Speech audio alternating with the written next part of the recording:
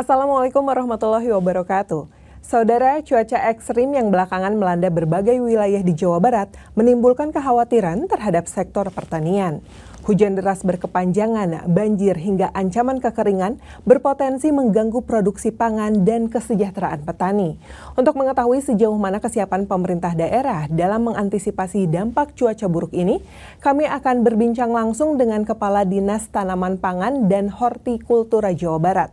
Bagaimana strategi dan langkah konkret yang dilakukan agar ketahanan pangan tetap terjaga.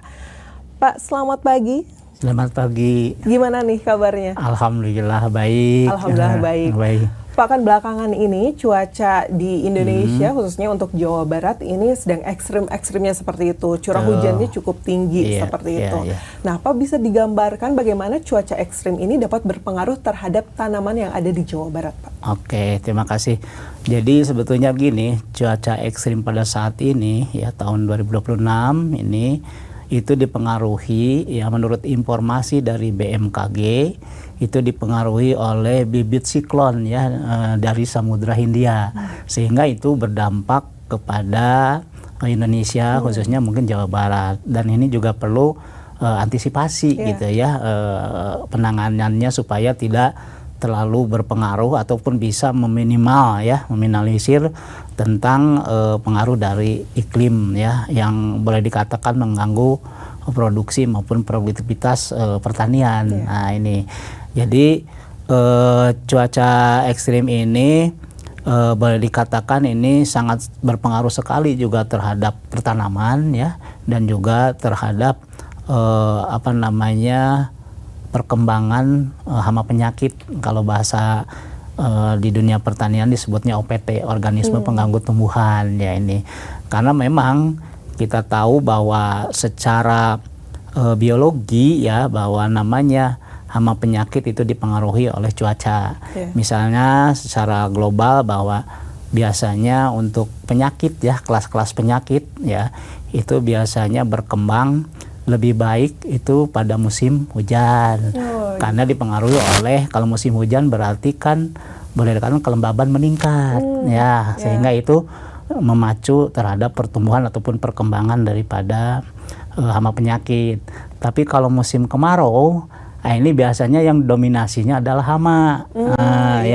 Hama, karena hama itu juga boleh dikatakan memang dipengaruhi oleh kelembaban tapi tidak setinggi ya kelembaban yang diperuntukkan untuk penyakit. Nah, makanya disinilah bahwa kita harus bisa mengantisipasi dengan kelemahan-kelemahan yang ada pada hama penyakit tersebut. Dan juga kita bisa boleh dikatakan dengan keadaan cuaca ekstrim ini bagaimana kita bisa meminimalisir ya tentang dampak-dampak daripada ekstrim-ekstrim ini. Salah satunya misalkan kita dengan pemanfaatan informasi yang disampaikan oleh BMKG itu sangat berpengaruh. Karena tadi juga kembali dari awal ya bahwa hama penyakit yang itu merupakan salah satu balikan faktor ya yang menyebabkan kehilangan hasil, menurunnya produksi, itu bisa diantisipasi sejak awal gitu ya. Baik, jadi ini ada kolaborasi ya Pak ya dengan BMKG untuk menginformasikan kepada para petani ini akan terjadi apa nih? Apakah misalnya hujan yang berkepanjangan yang nanti bisa diantisipasi atau akan terjadi kekeringan seperti itu agar nanti cadangan airnya cukup seperti itu ya Pak ya? Betul. Pak, tapi kalau misalnya kemarin saya ke pasar seperti itu, ada beberapa komoditas yang harganya udah mulai naik nih Pak. Salah satunya adalah timun seperti itu. Nah, ini sebenarnya apa saja sih yang menjadi komoditas yang harus diwaspadai terjadi gagal panen di cuaca ekstrim seperti hujan deras seperti saat ini atau pada saat kekeringan? Jadi memang kita harus tahu persis ya apa-apa yang harus dilakukan. Kita harus mengetahui bahwa komoditas apa sih yang cocok ya pada musim itu atau pada keadaan tersebut, itu yang harus ditanam, sehingga jangan sampai nanti kalau kita tanam nggak bisa panen. Kan itu bukan tujuannya ya, justru kita apa yang bisa kita tanam oleh petani lah gitu ya, itu harus bisa dipanen. Salah satunya seperti tadi yang disampaikan oleh Mbak Mita ya, bahwa timun kenapa sekarang mahal, itu dipengaruhi oleh cuaca ekstrim ini, karena timun itu sebetulnya tanaman yang membutuhkan air tapi itu sebanyak ya, misalnya tidak sebanyak seperti yang misalkan curah hujan tinggi gitu ya, diakibatkan oleh curah hujan tinggi, sehingga misalkan kalau ada tanaman timun ya kerendam ya 1 hari aja atau 2 hari lah paling lama, itu busuk, tanamannya mati kan gitu. Berarti itu jelas bahwa produksinya kan nggak bisa kepanen ya, nggak ada gitu, tidak menghasilkan produksi. Ini juga kalau dihubungkan dengan pasar ya tadi yang disampaikan, itu pasti berpengaruh, karena kita tahulah secara teori ekonomi kan ada supply and demand kan permintaan banyak, istilahnya timunnya dikit gitu ya, produksinya sedikit, pasti itu akan meningkatkan harga kan gitu, akan menjadi harga mahal. Dan memang juga untuk tahun ini ya, untuk bulan Januari ini itu ada hubungannya juga, kita kan mau menjelang Ramadan ya Pak ya? Ramadan ya, Lebaran gitu ya, ataupun Idul Fitri itu pasti kadang-kadang memang itu suka di luar ya, apalagi misalkan produksi kurang, itu pasti mahal. Tapi biasanya dari pengalaman yang ada, pada produksi yang normal juga kalau menjelang hari-hari raya besar itu biasanya suka terjadi ada peningkatan harga ya itu. Jadi apalagi kombinasi dengan memang supply and demand-nya tidak seimbang, itu akan menyebabkan boleh dikatakan peningkatan ya harga-harga bahan pertanian atau produk pertanian di pasar gitu. Iya Pak. Ya karena stoknya terbatas, jadi harga jadi tinggi ya Pak ya. Itu teori ekonomi deh. Ini ya ekonomi berpengaruh ya Pak ya. Baik Pak Kustiaman, ini saya akan melanjutkan pertanyaan mengenai bagaimana dari Dinas Pertanian Jawa Barat ini untuk meminimalisir risiko-risiko yang akan terjadi pada para petani. Namun kita akan lanjutkan setelah jeda ya Pak ya. Baik pemirsa, jangan kemana-mana, tetaplah bersama kami di Sapa Jabar. Kami akan segera kembali.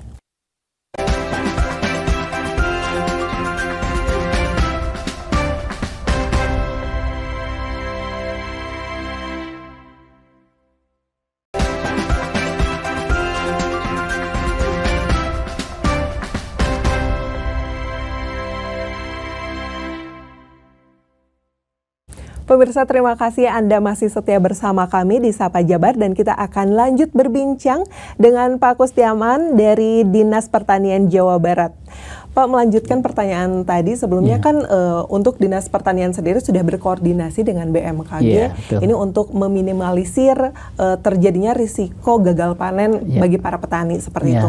Nah, selain koordinasi dengan BMKG sendiri, langkah-langkah apa saja yang dilakukan dari Dinas Pertanian ini untuk mencegah terjadinya gagal panen, Pak? Apakah harus ada tanaman-tanaman tertentu yang jangan ditanam dulu deh untuk saat ini, atau bagaimana Pak? Sebetulnya kita betul tadi yang disampaikan bahwa kita sudah berkoordinasi baik ya dengan BMKG, karena memang dunia pertanian itu sangat tergantung sekali terhadap informasi BMKG, supaya kita memberikan informasi ya ke petani langsung selaku pelaku ya usaha taninya, itu tidak mengalami kegagalan kan gitu. Salah satunya misalkan ada informasi dari BMKG itu sekarang misalkan musim hujan nih atau curah hujannya tinggi gitu ya, itu ya kita boleh dikatakan langkah-langkah dari Dinas Pertanian untuk memberikan informasi ke petani. Salah satunya kita memang mengerahkan ya, karena kita juga di Dinas Tanaman Pangan dan Hortikultura Provinsi Jawa Barat itu punya kepanjangan tangan ya di lapangan. Ada penyuluh, ada pengendali organisme penganggut tumbuhan atau POPT, itu dibekali informasi ya bahwa itu harus disampaikan ke petani. Di samping misalkan bahwa dengan adanya informasi itu kita akan memilih komoditas apa yang harus ditanam ya, dan terus untuk dari selain komoditas juga penanganan, karena memang berdampak juga dari misalkan cuaca ekstrim ini terhadap perkembangan hama penyakit gitu ya. Nah, penanganannya gimana, itu salah satunya istilahnya informasi yang disampaikan oleh BMKG, kita sampaikan ke petani melalui petugas kita yang ada di lapangan. Misalkan metodenya itu bisa kita dengan melakukan pertemuan dengan petani ya kan. Juga kita juga di Dinas Pertanian atau Dinas Tanaman Pangan dan Hortikultura juga bekerja sama dengan BMKG itu untuk meningkatkan kapasitas atau pengetahuan petani itu di lapangan, itu dengan cara kita melakukan sekolah lapang ya istilahnya, dampak perubahan iklim yaitu membahas mengenai istilahnya langkah-langkah apa atau metode apa atau cara-cara apa yang bisa dilakukan oleh petani sehingga bisa mengatasi ya permasalahan tentang pengaruh dari dampak perubahan iklimnya atau iklim ekstrim ini. Itu salah satunya itu ya istilahnya.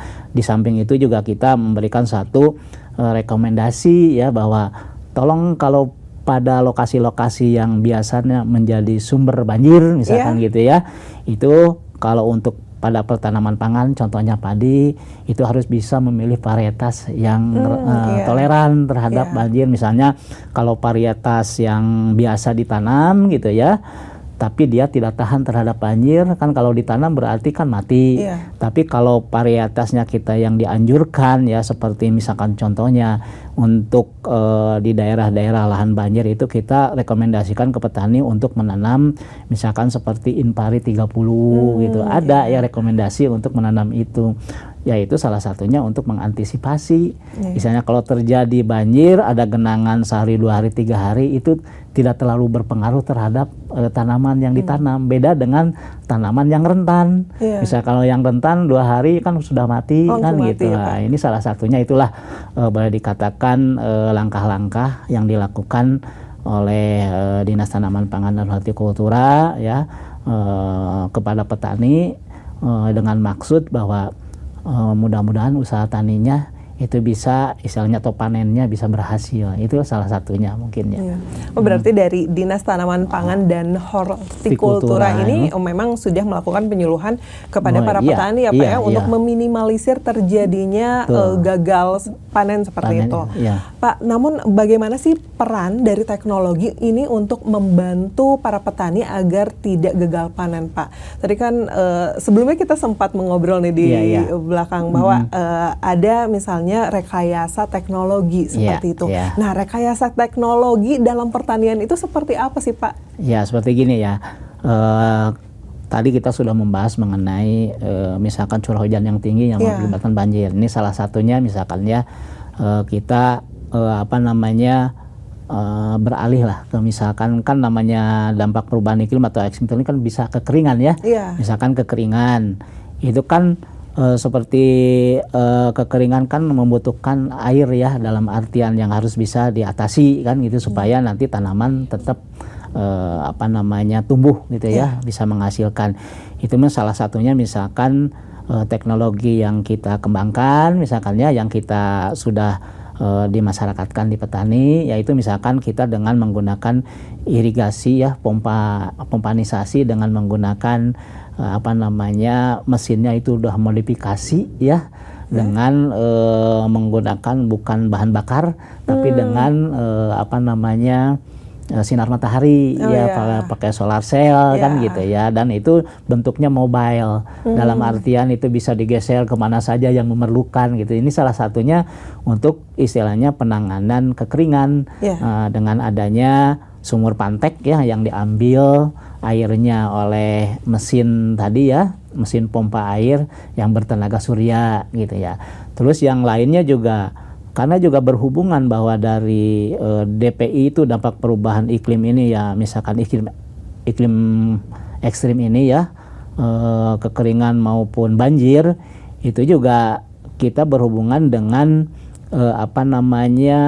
karena itu juga memicu tentang perkembangan hama penyakit. Nah, ini salah satunya bahwa kita misalkan mengantisipasinya atau teknologi yang dipakai untuk bisa mengatasi ya perkembangan atau intensitas maupun luas serangan yang diakibatkan oleh hama penyakit itu dengan kita menggunakan biasanya kan kalau petani ya yang manual itu menggunakan semprotan biasa. Iya, Ya, betul. ini kita untuk mempercepatnya kita menggunakan drone.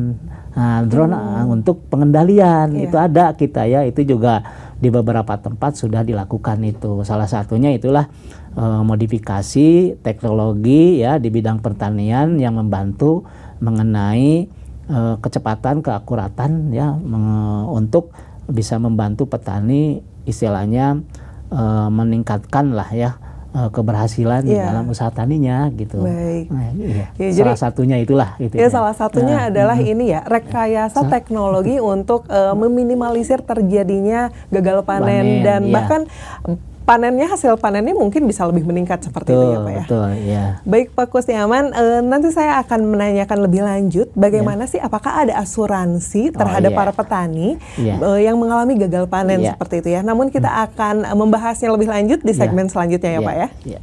Baik pemirsa, jangan kemana-mana, tetaplah bersama kami di Sapa Jabar. Kami akan segera kembali.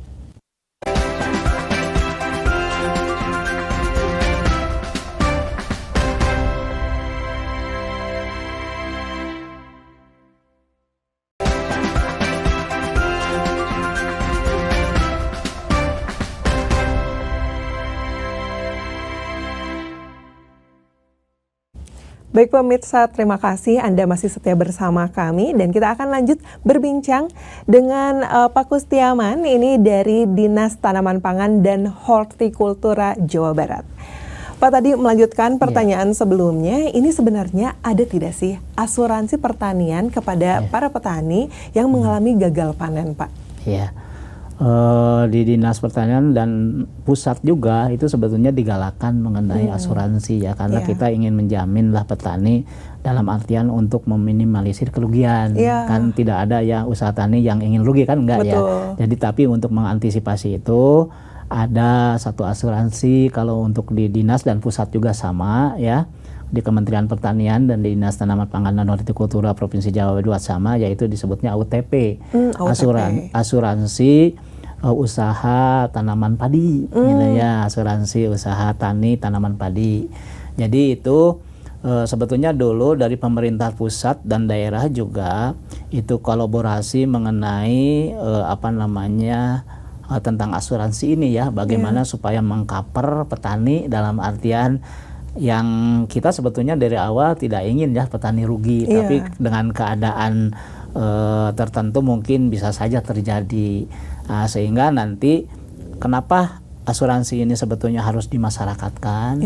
Karena biasanya kalau petani sudah mengalami kerugian itu kan ada hambatan untuk dia menanam kembali gitu ya, sehingga menghasilkan produksi kan gitu. Sehingga dengan asuransi ini itu bisa petani yang memang terdampak ya kerugian dari bencana alam ini, misalkan banjir ataupun kekeringan ataupun akibat serangan hama penyakit gitu ya, itu ada penggantian. Makanya asuransi usaha tani padi gitu ya.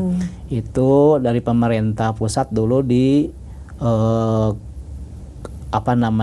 polisnya itu sebesar 180.000 per hektar ya. Itu tapi klaimnya itu bisa 6 juta per hektar gitu dalam satu musim gitu ya. Maksudnya dalam satu musim. Ya salah satunya itu adalah untuk membantu petani yang terkena dampak dari gagal panen yang diakibatkan oleh iklim ekstrim ataupun yang diakibatkan gitu sudah ada. Dan itu juga kita mau mengembangkan lagi ke yang lain, karena itu kan hanya padi aja untuk Pak ya? Padi mau dikembangkan ke yang lain ya, karena memang kenapa kita diutamakan di padi, karena memang padi itu adalah yang terluas, yang luas ya, dan juga itu makanan pokok istilahnya orang Indonesia kan gitu, dan itu menyangkut petani yang cukup banyak, sehingga mungkin asuransi ini pertama kali diberlakukan untuk padi, tapi mungkin untuk selanjutnya itu akan dikembangkan untuk jagung, untuk kedelai atau untuk buah-buahan juga sayuran gitu.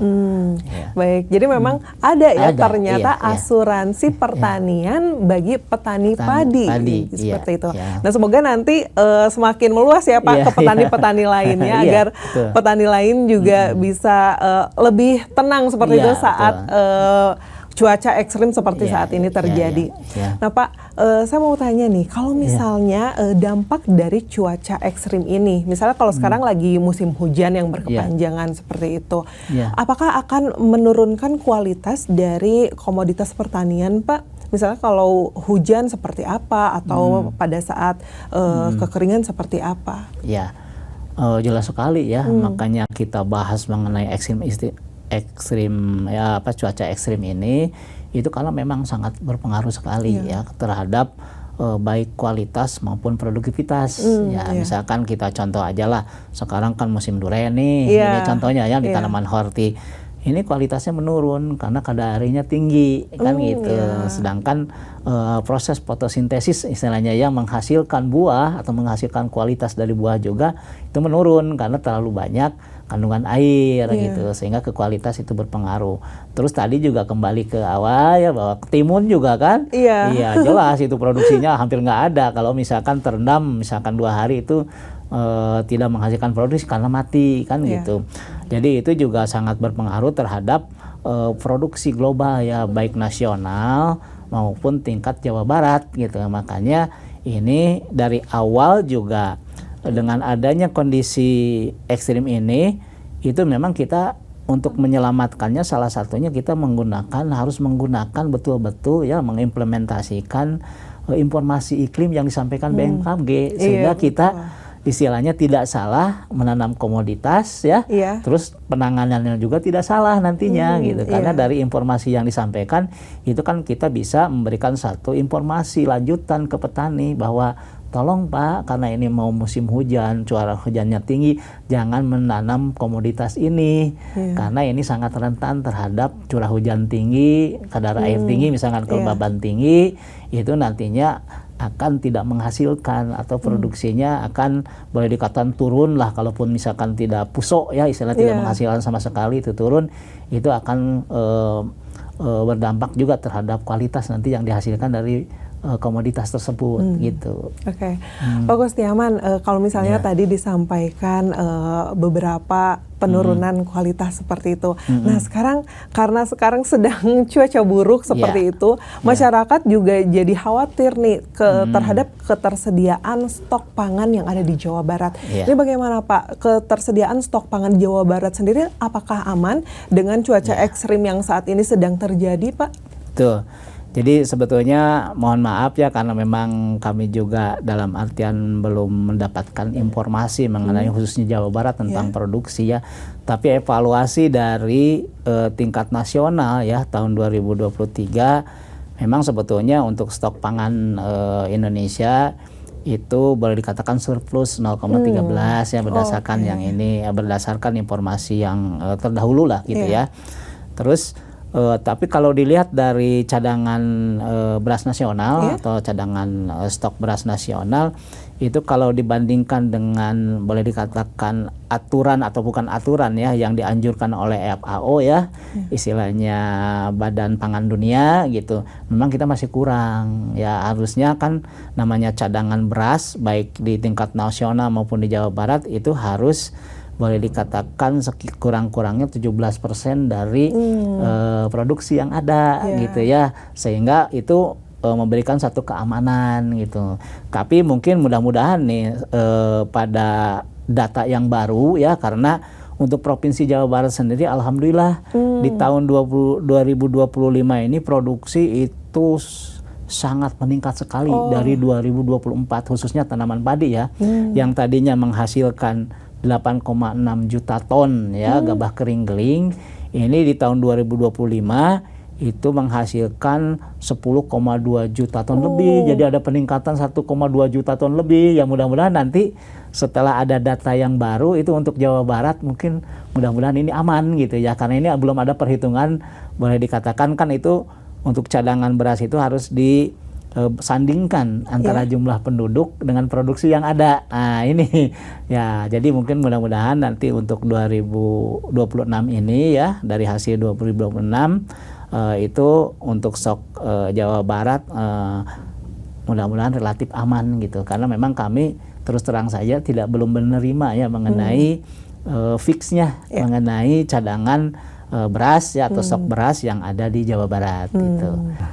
Saudara, itulah tadi perbincangan kami bersama Bapak Kustiaman, pengendali organisme pengganggu tumbuhan madya, Dinas Pangan dan Tanaman Hortikultura Jawa Barat terkait upaya antisipasi dampak cuaca ekstrim terhadap sektor pertanian. Berbagai langkah telah disiapkan, mulai dari penyesuaian pola tanam, pemetaan wilayah rawan, hingga pendampingan kepada petani. Harapannya dengan sinergi antara pemerintah dan para petani, produksi pangan di Jawa Barat tetap stabil meski di tengah tantangan perubahan iklim. Kami akan terus menghadirkan informasi terkini untuk Anda. Saya Mita Handayani, terima kasih dan sampai jumpa. Hatur nuhun.